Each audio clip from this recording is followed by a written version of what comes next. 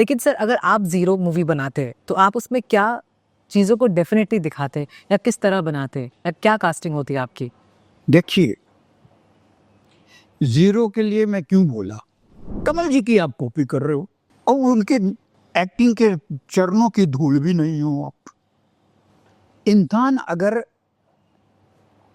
लंगड़ा नहीं है तो वो लंगड़े की एक्टिंग करेगा, अगर अंधा नहीं है तो वो अंधे की एक्टिंग करेगा, अगर बौना नहीं है तो बौने में क्या एक्टिंग करोगे, क्योंकि बौना तो वैसे ही नॉर्मल बात नॉर्मल करता है, हाथ की मूवमेंट भी उसकी नॉर्मल होती है, हंसता भी आप ही की तरह है, सोचता भी आप ही की तरह है, खाली दिखता छोटा है। ओके तो अब क्या करोगे उसमें एक्टिंग? अब आप टेक्निकली उसको छोटा बनाओगे। तो आप तो को तो जानते हैं हम कि आप इतने खूबसूरत हैं, आप इतने क्यूट हैं, आप वो हैं नहीं, तो हमको तो पहले ही इंप्रेशन खत्म हो गया। हम ड्वार्फ को तो देख ही नहीं रहे हैं, हम तो हीरो को देख रहे हैं जो वो छोटा हुआ है, वो भी टेक्निकली। और स्क्रिप्ट क्या कहना चाह रही है?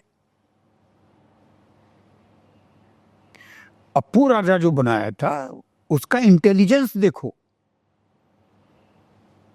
कि कमल हसन खुद भी रहे ओरिजिनल, और जो छोटा बनाया उसके फेस को भी डिस्टॉर्ट किया, क्योंकि ड्वार्फ जो होते हैं वो थोड़ा डिस्टॉर्टेड होते हैं, उंगलियां उनकी छोटी होती हैं, मोटी होती हैं, हाथ भी थोड़ा टेढ़ा होता है, फेस थोड़ा सा उनका डिस्टॉर्टेड होता है, पैर छोटा होता है। तो आप जब इम्पैक्ट ही नहीं छोड़ पा रहे हैं तो आप बना क्यों रहे हैं?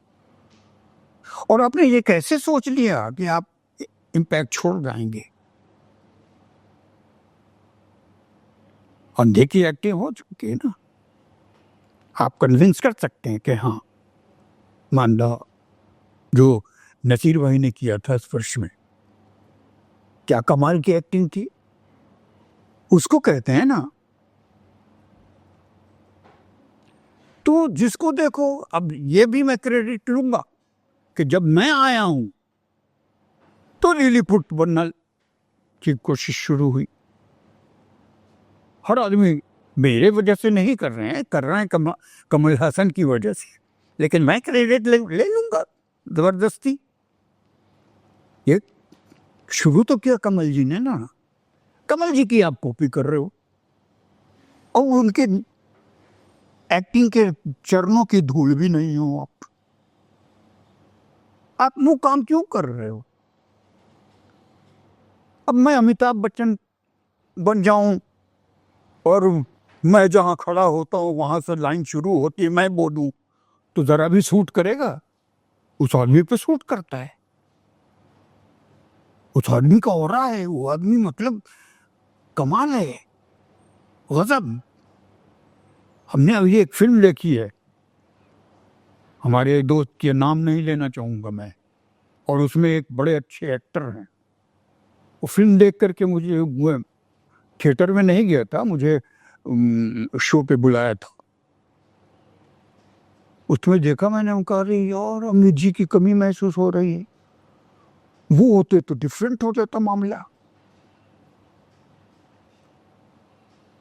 तो आप पहले समझो तो कि हम पे कितना क्या सूट करता है। हर कोई सलमान नहीं बन सकता ना, और सलमान भी हर कोई नहीं बन सकता। जीरो में एक्चुअल जो है उनको ही लेना चाहिए था आपके हिसाब से? हीरो, हीरो क्या होता है? पुराने जमाने में हीरो हुआ करता था, आज के जमाने में हीरो नहीं है। हाँ आज के जमाने में स्टार है, फिल्म में भी हीरो नहीं है, स्टार है। लेकिन पुरानी फिल्मों में हीरो हुआ करते थे। 30 बरस 40 बरस के एक्टर 18 वर्ष के लड़के का रोल करते थे और कन्विंस करते थे। आप पुरानी फिल्में उठा के देखिए, लोगों की मासूमियत, लोगों का इनोसेंस, लोगों की ईमानदारी दिखती है जो आप पे इम्पैक्ट छोड़ती है। आज की फिल्मों में कोई ईमानदारी दिखती है? अगर ईमानदारी होती तो जनता थिएटर जाना बंद नहीं करती। आपको ईमानदार होना पड़ेगा, आपको घमंड कि मैं इंडस्ट्री हूं और मैं हूं वो छोड़ना पड़ेगा। आपको बहुत लीनियंट होकर के और बहुत झुक करके और अपने आप को, दिमाग को ठंडा करके आपको कहानियां सोचनी चाहिए, आपको स्क्रीन प्ले सोचना चाहिए, आपको डायलॉग सोचना चाहिए कि हम क्या दें कि जनता एक्सेप्ट कर। एमबीबी मुन्ना भाई एमबीबीएस भी तो फिल्म ही थी, क्यों चली?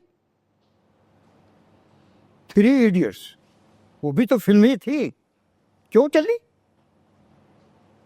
क्योंकि उसमें मुद्दे थे। आप बगैर मुद्दे के, बस एक ही मुद्दा है कि हीरो ढिशुम ढिशुम विलेन को मारता है, उड़ा के ऊपर फेंक देता है तो वो धम से नीचे गिरता है, फिर भी जिंदा रहता है।